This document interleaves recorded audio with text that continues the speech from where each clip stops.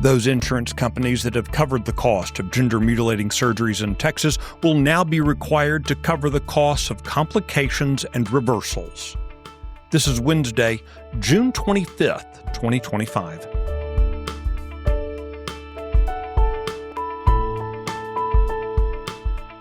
Texas Scorecard presents the day's first news for the Lone Star State, the Texas Minute, with your host, Michael Quinn Sullivan.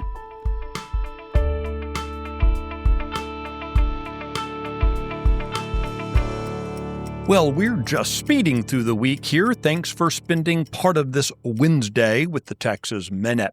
No matter how long you've been listening to the Texas Minute, your feedback would be greatly appreciated. So if you have time, give the podcast a rating and either leave a review or shoot me an email at michael@texasscorecard.com.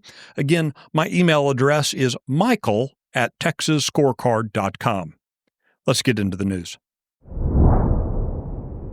So you might recall that back in March, President Donald Trump called for election officials across the nation to implement voter-verifiable paper ballot records and to stop using ballots containing vote information within a barcode or QR code. Some election security advocates believe that on-demand printers are more secure because ballot marking devices use barcodes that tally votes, which the voter can't visually verify before casting that ballot.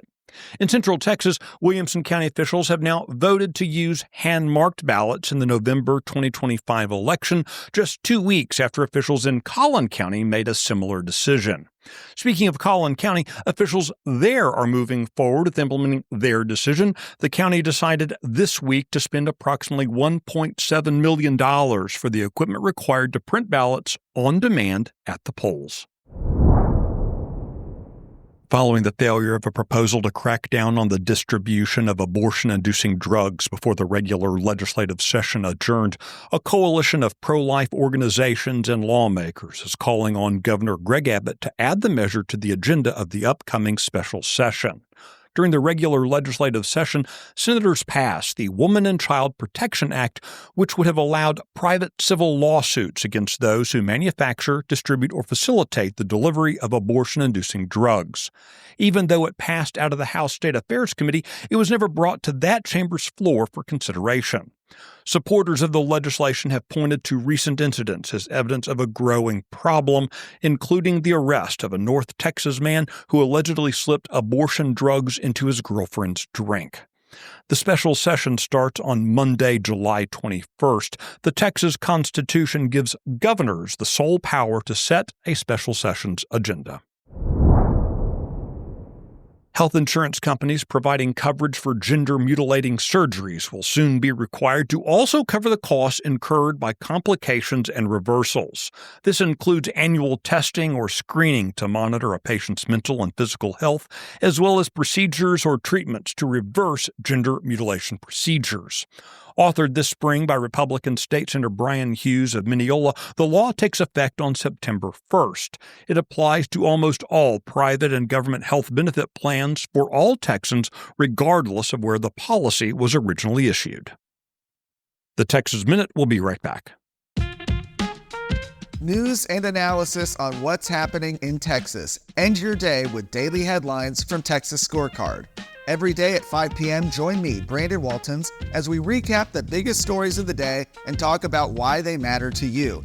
Listen and subscribe to Daily Headlines from Texas Scorecard.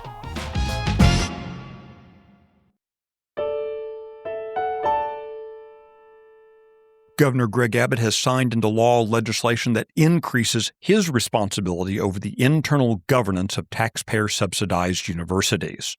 Senate Bill 37 abolishes the practice of shared governance in state colleges and universities while increasing the power of the governor's appointees over curricula and hiring decisions.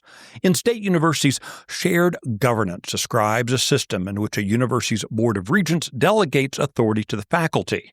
While the regents are constitutionally accountable for the operations of their institution, the faculty is not.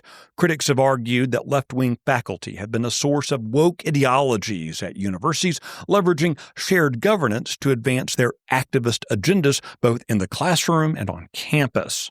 Authored by Republican State Senator Brandon Creighton of Conroe, the new law requires boards of regents to conduct a review of all general education curricula every 5 years. Additionally, university presidents will be required to identify programs with low enrollment for consolidation or elimination. You can find details on all the stories mentioned today and keep up with the latest news by visiting TexasScorecard.com. This edition of the Texas Minute was based on the original reporting of Luca Cacciatore, Aaron Anderson, Brandon Waltons, Addie Hovland, and Adam Kahn. It was produced by Nick Shepard. I look forward to seeing you out around the Lone Star State. Have a great day.